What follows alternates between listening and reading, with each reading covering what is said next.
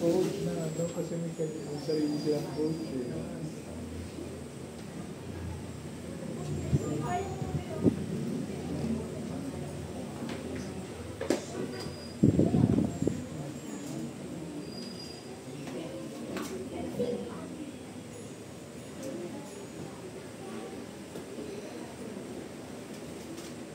Magandang umaga po sa ating lahat. Nakakantok po yung panahon. So, please labanan natin yung antok. Nakakahili talaga. Lamig eh. Sige po, bago po tayo dumako sa pag-aaral ng salita ng Panginoon, tayo po lahat ay lumukot manalangin. Ama naming Diyos sa banal, nagpapasalamat kami sa inyong pong banal na presensya sa umagang ito, Lord God. Salamat din, Panginoon, dahil malamig, Panginoon, yung panahon ito, Lord God. Ganun pa man, hindi namin gusto, Lord God, na tulugan. Hindi namin gustong hindi mapakinggan yung mensahe mo sa amin ngayong umaga. Kaya binubuksan po namin yung aming mga puso, Lord God, yung aming mga isipan, patungo sa katotohanan na nais mong ituro sa amin, Lord God. Muli, O Diyos, dalangin namin ang pangunguna po ng Banal na Espiritu, Lord God, sa pakikinig at pagtuturo ng iyong salita. Itago mo ngayon lingkod sa iyong likod at Panginoon, at ikaw lamang po ang siyang mangusap sa amin. Maraming salamat sa umagang ito. Itong araw mo, Lord God, sa iyong pong kapurihan. Pagsamba sa tanging pangalan ni Jesus. Amen. Makipagbukas po kayo sa akin sa aklat po ng Exodo, chapter 20 pa rin. Nandun pa rin po tayo sa series po ng 10 utos ng Diyos. Exodus chapter 20, verse 14. Mahaba po yung babasahin natin. Kailangan niyo po ng mahabang pasensya. Exodus chapter 20 verse 14. Diba, mahaba po yan. Sabay-sabay po natin basahin, Tagalog man or English. 1, 2, 3. Thou shall not commit adultery. Thou shall not commit adultery. Panginoon, patuloy niyong pagpalain ang pagbasa ng iyong salita, Lord God, sa aming pakikinig sa iyong kapurihan at pagsamba sa pangalan ng Jesus. Sige po, ayan, huwag kang mangangalunya. Sa ibang translation po, huwag kang makikiapid. Pamilyar kayo sa salitang pakikiapid, pangangalunya. Pamilyar kayo. Ano ibig sabihin po pag sinabing nangangalunya ang isang tao? Alam nyo, nanonood kayo ng tulpo. Marami pong ganyang kwento doon. Huwag kang mangangalunya. Sa buhay po natin, lahat po tayo ay may mga kasunduan at pangako na pinapahalagahan. Kagaya po ng sa kasal, mayroon kayong pangako dyan. Sa pagkakaibigan, mayroon din po tayong pangako. At mayroon tayong mga commitment o pangako sa ating mga trabaho at pamilya. At yung po ay halimbawa ng mga kasunduan na ginagawa natin. At sa mga kasunduan pong ito, ang pagiging tapat sa relasyon po ay nakabatay sa katapatan. Hindi lang sa gawa, kundi pati rin sa ating pong mga puso. Ito po yung title na pag-uusapan natin ngayon. Katapatan sa Diyos, ang puso ng ikapitong utos. Ngayon, very challenging yung pag-aaral po dito sa topic na to. No, iniisip ko paano ko ituturo to ng kailangan maging discreet ako kasi may mga kabataan. At saka hindi naman lahat po dito may asawa, di po ba? So parang sabi ko, paano makaka-relate ang lahat? Paano ko gagawin na lahat magbe-benefit po dito? Pero salamat sa salita ng Panginoon dahil mayaman ito at merong mas gusto pang ituro sa atin. Ngayon ang tanong po sa atin, paano natin itinuturing ang ating kasunduan sa Panginoon? Meron ba tayong kasunduan sa ating Panginoon? Paano natin itinuturing ang ating kasunduan sa Panginoon? Hindi ba't ito po yung pinaka-importanteng kasunduan na meron tayo? O hindi natin pinapahalagan? Isa ito po sa mga dahilan kung bakit natin pinag-aaralan ng 10 utos upang malaman at sundin ng tipan o kasunduan na meron tayo sa Panginoon. Ang tipan po ng Diyos sa atin, bagamat ito ay nasa lumang tipan, sa panahon po ng ating Panginoong Jesus, hindi niya ito binago. But mas pinalalim niya to, mas binigyan niya ng diin, at mas itinaas niya yung standard pagdating sa pagsunod sa utos na ito. So, paano po tayo magiging tapat sa Diyos sa pamamagitan ng ikapitong utos? Sa Exodus chapter 20 verse 14, yung binasa po natin, ang utos po ng Panginoon, huwag kang mangangalunya. Ang utos po na ito ay hindi lang tungkol sa physical na relasyon sa ibang tao, kundi tungkol sa pagpapakita ng tapat na pagmamahal sa ating Panginoon. Kapag hindi daw po tayo tapat sa ating relasyon sa ating Diyos, para tayong nangangalunya, para tayo nagtataksil sa Kanya. Ngunit ang Diyos po ay laging tapat sa Kanyang mga pangako sa atin. So muli po, ang ikapitong utos, ang huwag kang mangangalunya, ay hindi lang tungkol sa sexual na katapatan, kundi sa kabuuang katapatan ng ating puso sa ating Panginoon. Kaya ang ganda ng illustration na ginamit ng Lord, kasal, mag-asawa. Kung ang kasal po ay isang larawan ng tipan, ginamit ng Panginoon yung kasal bilang larawan ng tipan natin sa ating Panginoon, dapat tayong maging tapat sa ating relasyon sa Kanya, tulad ng isang asawang tapat sa kanyang kabiyak. Sa mga may asawa po dito, yan, mga may asawa, alam natin na hindi sapat yung salitang I love you. No? Kahit sweet siya, kahit maganda yung dulot niya sa relasyon nyo bilang mag-asawa, alam natin na hindi doon natatapos yung pag-ibig. No? Hinahanap natin yung pag-ibig ng asawa natin sa gawa. Hindi lang sa salita, kundi sa gawa. Marami po tayong mga naririnig na o nababalita ang mga mag-asawa na talagang sweet sila. Talagang may I love you sila. Sa social media marami po yan. Pero may naligaw, may hindi naging tapat, may nagtaksil. No? Paano nangyari yun? Sweet naman sila, bakit dumating sa point na may nagtaksil? Ba't dumating sa point na may nagloko? Alam niyo po, yung pangangalo niya ay isang pinakamalaking pagsubok sa mag-asawa. Dahil susubukin dito po yung ating katapatan. At tayo po mga Kristiyano, we claim na mahal natin ang Panginoon. Amen po? Mahal niyo po ba ang Panginoon? Pero naiiwan po ba yung pagmamahal na yun sa salita? Kaya maganda yung ginamit ng Panginoon na ang relasyon ng mag-asawa para ituro sa atin itong kautosang ito. Bilang unang punto po, sabi dito, may kita po natin yung katapatan ng Diyos sa Kanyang tipan. Ang katapatan sa tipan ng ating Diyos.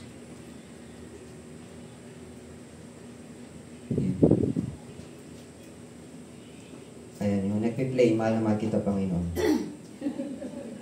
Pero hindi lang po yan naiwan sa kanta, no? So, ang katapatan sa Diyos, ang katapatan sa tipan ng Diyos. Sa TV po, sa TV, sa laptop. Sige po, tuloy po natin. Ang unang pagpapakita ng katapatan sa ikapitong utos ay sa konteksto ng tipan. Ang kasal bilang isang sagrado at tapat na kasunduan. Ito po ay larawan ng ating relasyon sa ating Panginoon. Sino po rito yung mga ikinasal? May bahagi po tayo dun sa seremonya ng kasal kung saan magbibitaw tayo ng pangako sa isa't isa. Diba? Yung pangako na mamahalin kita hanggang kamatayan. No? Till death, do us part. Ganon, no? So sa relasyon din po ng tao at ng Diyos, meron din pong tipanan na naganap. Bago po ibinigay ng Panginoon yung 10 utos, nasa anong kalagayan yung bayang Israel? Nasa ilalim sila ng pagkakalipin ng bayang Ehipto. Tapos dumaing sila sa Panginoon at narinig sila ng Diyos at iniligtas sila. At mula po roon, nagkaroon ng kasunduan ng Diyos at ang kanyang bayan. Kasunduan. Covenant. Tipan. Nasabi po sa Exodus chapter 6 verse 7, I will take you as my own people and I will be your God.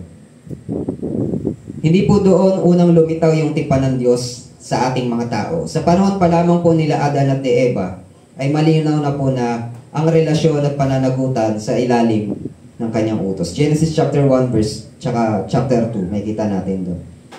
So si Eva at si Adan po, meron silang malapit na relasyon sa ating Panginoon sa paraiso ng Eden. At ang kanilang tungkulin ay mag-alaga at magbantay ng hardin. Ang tipan na ito po ay may kondisyon na sundin nila lahat ng utos ng Diyos. Kabilang ang huwag pagkain ng bunga ng puno ng kaalaman ng mabuti at masama. Ngayon po, dahil sumuway sila po ay nagkasala, nawasak yung tipan. At naputol ang kanilang relasyon sa Diyos. Naranasan niyo na po bang makakita ng magkasintahan o mag-asawa na naghiwalay dahil sa panliling lang o hindi pagiging tapat? Diba? Napakasakit po ng betrayal.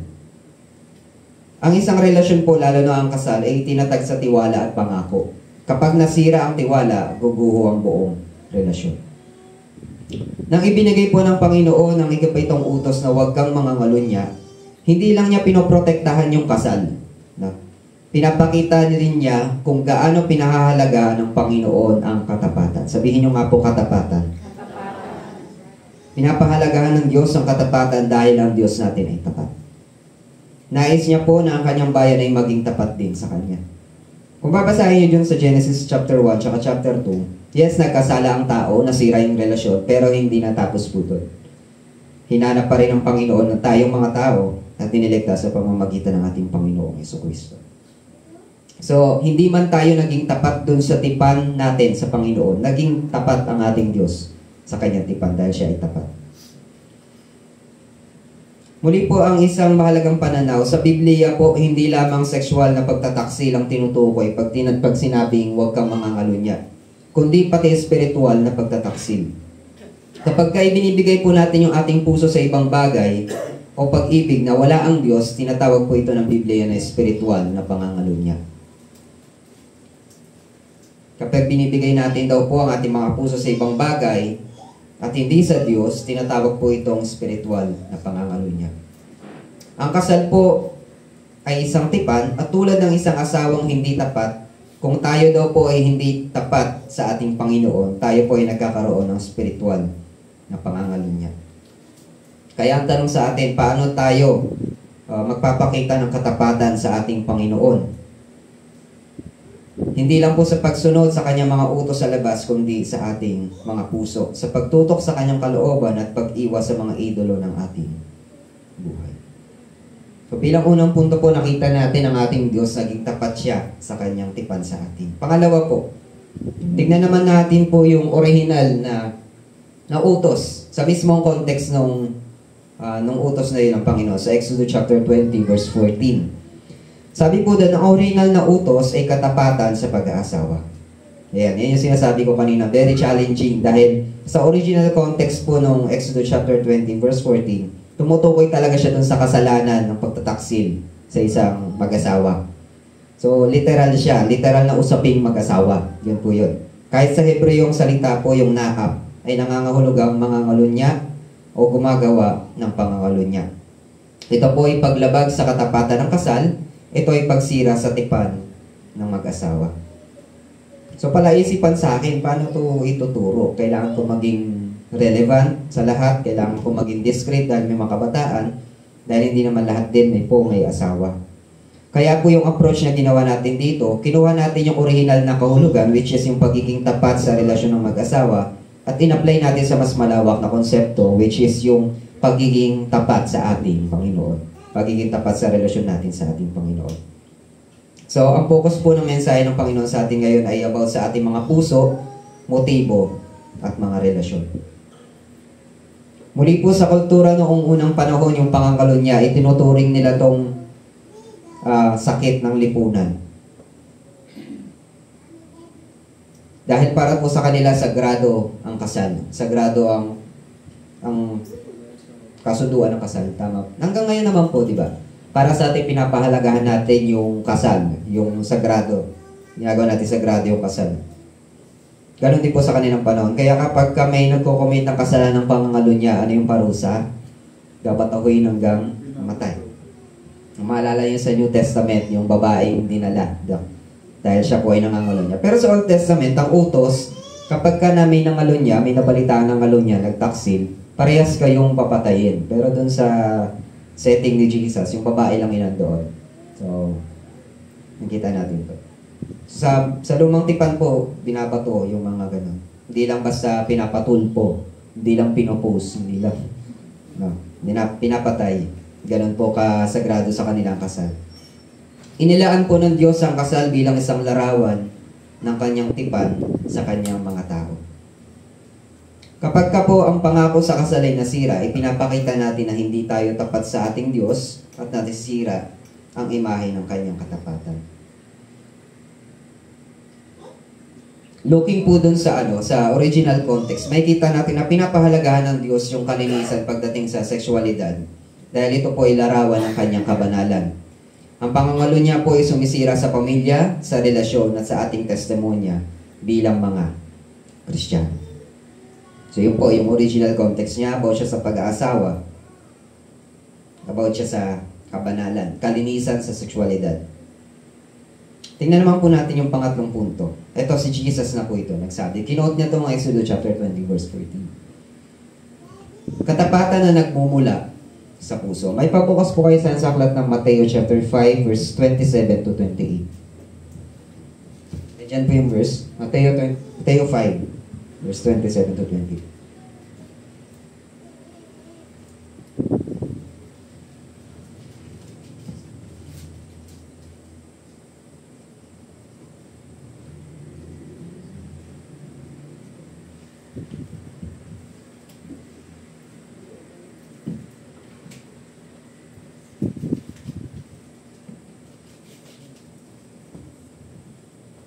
Sabi po dito, you have heard that it was said, you shall not commit adultery. Yan, kinot ni Jesus po yung sa Exodus.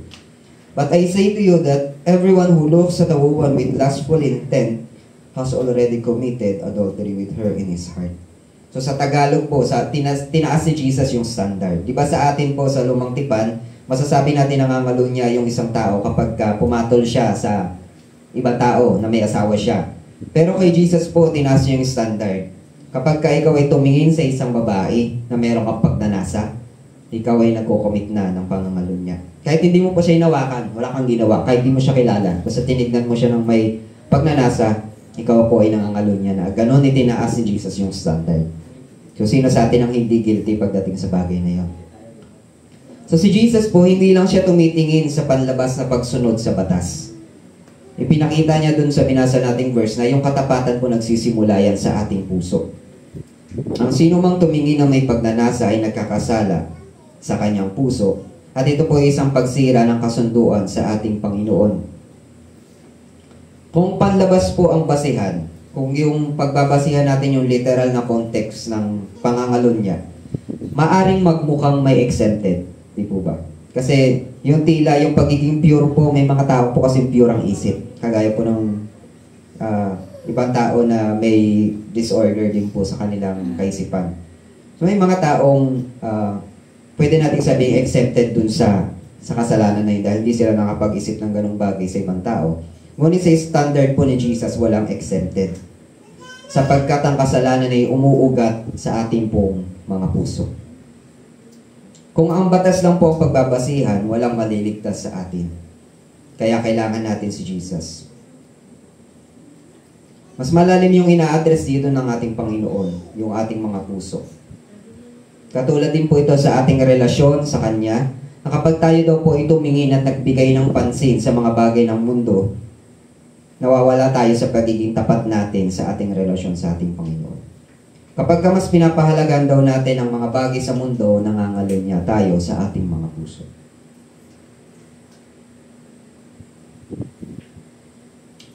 Ang pagpapakita po ng katapatan sa ating Panginoon ay nagsisimula sa ating iniisip, sa ating inahangad, at sa ating mga desisyon. Kung ang ating puso po ay laging nakatuon sa ating Panginoon, hindi po tayo maliligaw. Ang paglalarawan ni Jesus sa puso ng tao para daw po itong hardin, kung maalala nyo yung parable of the sower. Ang puso ng tao ay para daw pong hardin. Kapag pinuno mo yung hardin o yung puso mo na mga masasamang halaman, hindi magtatagal, kakainin nun yung mabuting halaman. Ganon din po ang ating mga puso. Kung hindi natin ito inaalagaan at pinapalago sa relasyon sa ating Panginoon, magkakaroon tayo ng spiritual na pangangalo niya. So, itinaas ni Jesus yung standard pagdating sa utos. Ina-address na ngayon ng Panginoon sa atin yung ating mga puso. Pang-apat po. Marami po ito, 27 to. Katapatan sa pagpili ng Diyos higit sa mundo. Katapatan sa pagpili ng Diyos higit sa mundo. Sabi po ng Santiago chapter 4 verse 4, ang pakikipagkaibigan sa sanlibutan. Ano sabi? Makipag-pause po kayo sa aklat ng Santiago chapter 4 verse 4.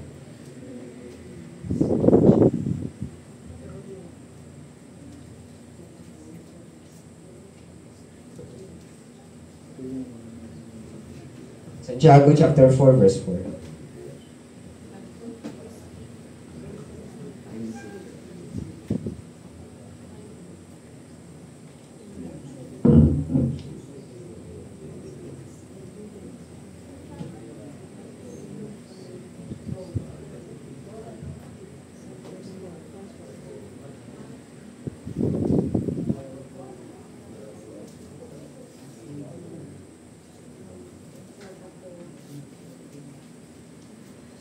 Ito sabi dyan. Hanap mo yung Santiago James pala yung James. James pala siya sa English. Nahanap yung Santiago, di ko mahanap. James chapter 4 verse 4. Ye the adulterers and adulteresses, know ye not that the friendship of the world is enmity with God. Ano sa Tagalog po yan? Yung pakikipagkaibigan sa Diyos ay, ano po sabi dyan? Pagkaibigan sa sanlibutan. Ay Pagiging kaaway. pagiging kaaway ng ating Panginoon. Ang pagiging kaaway ng ating Diyos. Pag tayo daw po ay nakikipagkaibigan sa sanlibutan, tinuturing tayong kaaway ng Diyos. Mula noon po hanggang ngayon, yung kasalanan ng pangangalunya ay tinuturing na nakakahiya o nakakadungis. Sino ba sa atin dito yung gugustuhin maparatangang nangangalunya? Nakakahiya yun, no? Yung maparatangan ka na, ay may kabit yan, ay nagloko yan. Di po ba? Sa panahon po ngayon, kapag may ganitong issue, madalas ipinapahiya siya sa publiko, sa telebisyon o sa social media. At pati yung mga pamilya nila ay nadadamay. Pero alam niyo po ba na lahat tayo guilty dito sa kasalanang ito? Na lahat tayo ay nangalunya na o nangangalunya. Lahat po tayo ay guilty sa prinsipyo ng hindi pagiging tapat. Paano ito? Kapag tayo daw po ay kinakain na ng mundo. Kapag tayo ay nakikipagkaibigan sa sanlibutan, tayo po ay nagiging kaaway ng ating Diyos. Yun yung binasa natin kanina sa Santiago chapter 4 verse 4. Ang pakikipagkaibigan sa sanlibutan ay pakikipag-away sa Diyos. At sabi po ni Jesus sa Mateo chapter 6 verse 24, hindi makakapaglingkod sa dalawang Panginoon. Hindi ka pwedeng maglingkod sa dalawang Panginoon. Mamahalin mo yung isa at tatakwil mo yung isa. So kung sinasabi natin ang ating Panginoon lang po ang ating Diyos, dapat siya lamang po yung ating sinusunod. Ang pagpapakita ng katapatan sa Diyos ay hindi paminsan-minsan lang, o hindi tuwing Sunday lang, o tuwing may gawain lang. Ang pagpapakita ng katapatan sa Diyos ay ang ating buong buhay na pagpili sa Kanya. Pagpili sa Kanya. Kung minamahal natin ang mundo, hindi tayo nagiging tapat sa ating Panginoon.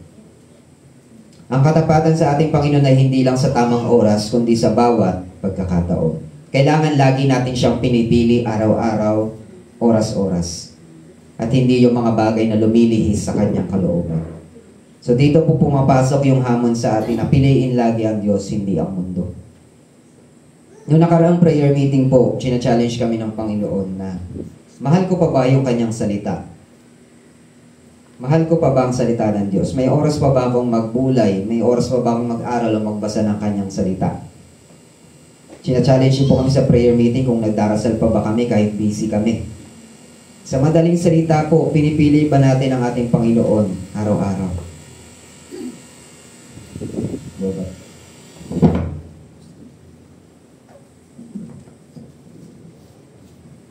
Sige po, tuloy po natin. So muli po dun sa prayer meeting, challenge kami kung nakakapag-pray pa ba kami, mahal pa ba namin ang salita ng Panginoon, kaya ba namin mag-pray kahit busy kami, kahit pagod kami. Sa madaling salita po, pinipili ba natin ang Panginoon araw-araw?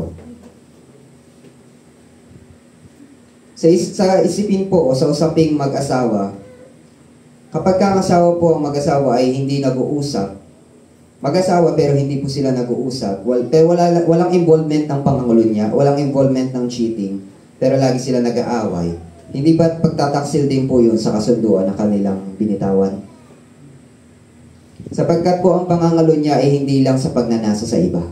Hindi doon ay iwan yung pangangalunya po sa pagnanasa sa iba. Ang pangangalunya ay hindi pagtupad sa tipan. Pag hindi ka tumupad sa iyong pinangako, ikaw ay nangangalunya. Ganun lang po kasimple. Dahil nag-uugat sa puso ang pangangalunya. Ibig sabihin po, kung kinikilala natin na Panginoon si Jesus, pero hindi tayo sumusunod sa relasyon natin bilang Panginoon at kanyang alipin, hindi tayo nagiging tapat, sa ganung paraan po nangangalunya tayo. O, wag na lang po sa mag-asawa, sa trabaho na lang. Noong nag-apply ka, nangako ka na ibibigay mo yung best mo. Pero mga ilang linggo ka pa lang, lagi ka nang late, naabutan kang natutulog sa trabaho. Hindi ka nagiging tapat. Ang hindi po pagiging tapat ay kabaligtaran ng pangangalunya. Ganun lang po. Kung professing Christian po tayo, sinasabi natin mga Kristiyano tayo, pero hindi tayo nagdadasal, hindi tayo nagbabasa ng Biblia, yun yung mga basic na ginagawa sa isang relasyon, yung pakikipag-usap. Kung hindi natin ginagawa po yun, ibig sabihin nangangalunya tayo o wala pa talaga tayong relasyon sa ating Panginoon. Ang pangangulo niya po ay hindi lamang aktual na physical na pagtaksil, kundi anumang anyo ng hindi pagiging tapat sa anumang kasunduan. Kabilang na po yung kakulangan sa pag-ibig, sa respeto at komunikasyon. Ayon po sa Biblia, ang kasal ay sagrado at tapat na tipan. At ang paglabag po dito kahit hindi pisikal ay isang anyo ng spiritual at emosyonal na pangangalunya. Ang utos po na ito ng Panginoon na huwag tayong mangangalunya ay tumutukoy sa katapatan. Tayo ba ay tapat sa ating relasyon sa ating Panginoon? So pagdating po dito sa utos na ito, lahat tayo guilty. Sino ba sa atin dito yung simula nakakilala siya sa Panginoon, naging perfect na yung kanyang pagsunod? Wala. Wala si Enoch dito. No? Kaya lahat tayo ay kailangan umamin na tayo po ay nagkulang sa ating katapatan. Ang pagiging tapat po sa Panginoon ay isang araw-araw na desisyon na mahalin siya ng buong puso at hindi ang mga bagay sa mundong ito. Madalas ganito po tayo. Christian tayo pero, Lord, mamaya ka na, cellphone lang ako. Hanggang sa nakatulog. May pinapasuko sa kanya yung Panginoon na kasalanan. Ayaw pa kitang sundin dyan, Lord. O kaya may hinihipo siya ng Panginoon na patawarin yung kanyang kapatid. Ayaw ko pa, Lord. Di pa ako ready. Tsaka na. Galit pa ako. Hindi ko pa kayang isuko sa ito, Lord. No? Sa salita po natin, kapag ganun po, halimbawa, nag-asawa ka tapos marami kang excuse, meron tayong salita dyan na nag-asawa ka pa kung buhay binata ka pa rin. Diba? Nag-asawa ka pa kung ginagawa mo pa rin yung gusto mo. Ganon din po sa atin. Naging Christian ka pa kung hindi ka rin sumusunod. Ano ba yung greatest commandment sa atin ng Panginoon? Mateo 22:37-38. Ibigin mo ang Panginoon mong Diyos ng buong puso, buong kaluluwa at buong pag-iisip. Ito ang dakila at unang utos. Ibig sabihin po ito yung core ng lahat. Yung ikapitong utos po ay hindi hiwalay kundi konektado po dito. Lahat ng utos ng Diyos ay nakaugat sa greatest commandment at yun po yung pagmamahal at pagiging tapat sa ating Panginoon. Bilang panglima po, ito yung mabuting balita. Yes po, hindi tayo naging tapat sa ating Panginoon, pero si Jesus na ating Diyos ay ang tapat na asawang lalaki. Si Jesus po ang ating Panginoon bilang asawang lalaki ng iglesia ay tapat sa kanyang tipan na kahit tayo po ay nagkakasala at hindi nagiging tapat, patuloy siyang naghahanap sa atin at binibili tayo pabalik sa pamamagitan ng kanyang dugo. Kahapon, very timely talaga yung pag-aaral. Kahapon naka-schedule kami pag-aaralan yung Book of Hosea. Sino nakakalam ng Book of Hosea? Kay Homer tsaka kay Hosea, yung prostitute na asawa niya. Tapos binili siya ni Hosea. No? Napaka-timely po kasi yung mensaheng ito patungkol din po sa pangangalonya. At natutunan po namin doon kagabi kung paanong niredeem, paanong pinili ni Hosea yung kanyang asawa kahit palagi siya nagtataksil. Ganon din po ang ating Panginoong Jesus. Kahit pa ulit-ulit tayong bumabalik sa kasalanan, binabalik niya tayo sa pamamagitan ng kanyang dugo. Napakabuti ng ating Panginoon. Amen po. At natutunan namin doon na ang pag-ibig ay costly. May kapalit o may kabayaran pag sinabing ikaw ay umiibig. Ano ba ang kapalit ng pag-ibig ng Panginoon para sa atin? Ano ba yung binayaran? Ano ba yung pinagpalit ng Panginoon para sa atin? Para abutin tayo. Ano po? Romans 5:8, ngunit ipinadama ng Diyos ang kanyang pag-ibig nang tayo makasalanan pa. Si Kristo ay namatay para sa atin. Ang Panginoon hindi niya tayo inintay na maging mabait muna bago niya tayo inabot. Bago siya namatay para sa atin. Sabi dito, nang tayo ay makasalanan pa. Habang tayo nasa kasalanan, namatay ang ating Panginoon Jesus para sa atin. Kaya nga sabi ng ating favorite verse na John 3:16, ganun na lamang ang pag-ibig ng Panginoon sa atin. Na kahit sa kabila ng ating pagiging makasalanan, inabot niya tayo. Sa kabila ng ating pagtataksil, pangangalo niya, hindi pagiging tapat sa Kanya, inabot tayo ng ating Panginoon sa pamamagitan ni Jesus. Kaya ang ikapitong utos po ay hindi lang isang utos ng moralidad, kundi isang paalala ng tipan sa Diyos, na si Jesus ang kumakatawan sa ating tapat na relasyon sa Kanya. Ang katapatan po ng ating Panginoong Hesus ang dahilan kung bakit tayo may pagkakataon para maging tapat sa Kanya. Si Jesus hindi siya kailanman nagbabago at hindi niya tayo kailanman binibigo. Kaya tayo din po ay dapat magdesisyon araw-araw na maging tapat sa Kanya. Magagawa po natin yan sa pamamagitan ng Kanyang grasya at habag. Bilang konklusyon po, kinat ko na hanggang 5 na lang tayo. 27 talaga yan. Conclusion po, ang ikapitong utos po ay paalala na ang pagiging tapat sa Panginoon na hindi lang tungkol sa panlabas na pagsunod. Ito ay tungkol sa buhay natin na nakalaan sa Kanya. Ang bawat desisyon at hakbang ay dapat magmumula sa ating katapatan sa ating Panginoon. Paano natin may papakita ang katapatan natin sa Diyos sa araw-araw na buhay natin? Ang ikapitong utos po ay isang tawag sa ating puso na piliin ang Diyos at maging tapat sa Kanya. Bumalik po tayo sa ating Panginoon kung nagkamali tayo. Piliin natin maging tapat. Piliin natin magpatuloy sa Kanyang pagmamahal at biyaya. Nasabi po dyan, ang ikapitong utos ay parang salamin. Ipinapakita nito yung ating pagkukulang, yung ating pagkatalo, at pangangailangan natin ng biyaya ng Diyos. Hindi lang po ito panlabas na kalinisan, kundi isang pusong buo at tapat sa Kanya. Ngayon ang tanong sa atin, tapat ba tayo sa ating Panginoon? O ang puso natin ay nahati? Hindi lang tayo tinatawag na Jesus na maging malinis sa labas. Ang gusto niya ay ang ating mga puso. Isang magandang balita po sa bawat isa sa atin, dakila ang katapatan ng ating Panginoon. Ang Kanyang pagmamahal ay walang hanggan, ang Kanyang biyaya ay higit pa sa ating mga kasalanan. Romans 5:20. Maalala niyo po yun. Pagka, when sin abound, grace abound more. No? Tayo pong lahat ay manalangin. Binibigyan po tayo ng Panginoon gayong pagkakataon para humingi tayo ng tawad sa Kanya. Aminin natin na lahat tayo guilty pagdating sa kasalanan ito. Tayo po'y lumapit sa ating Panginoon.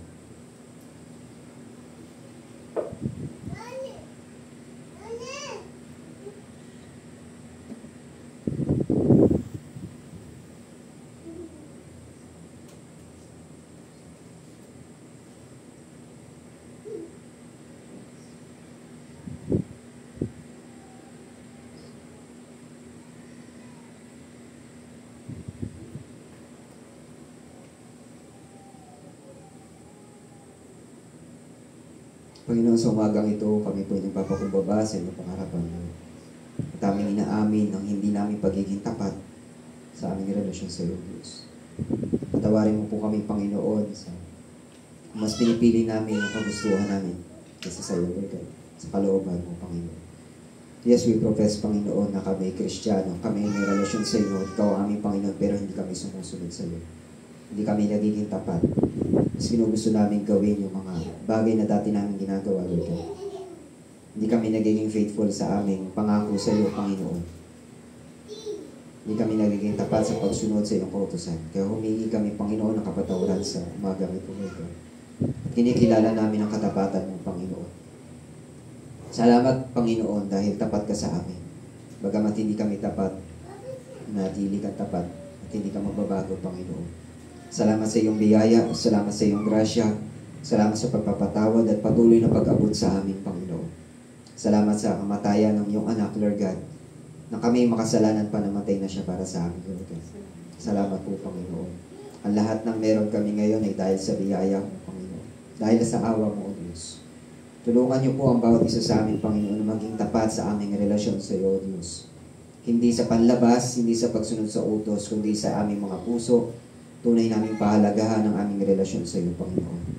Maraming salamat sa umagang ito. Patuloy niyo po kaming turuan, Lord God, sa aming discussion group, Panginoon. Maraming salamat sa inyo po, kapurihan at pagsamba. Ito po kami sa magdala sa tayong Panginoon Jesus. Amen. Ito po yung ating tanong sa ating pong group. Una po, bakit mahalaga na ang ikapitong utos ay hindi lang tungkol sa pisikal na kasalanan, kundi tungkol sa puso at relasyon natin sa Diyos? Pangalawa po, sa anong bahagi ng buhay natin madalas sinusubok ang ating katapatan sa ating Panginoon? Yun lamang po, punta po tayo sa mga groupings po natin.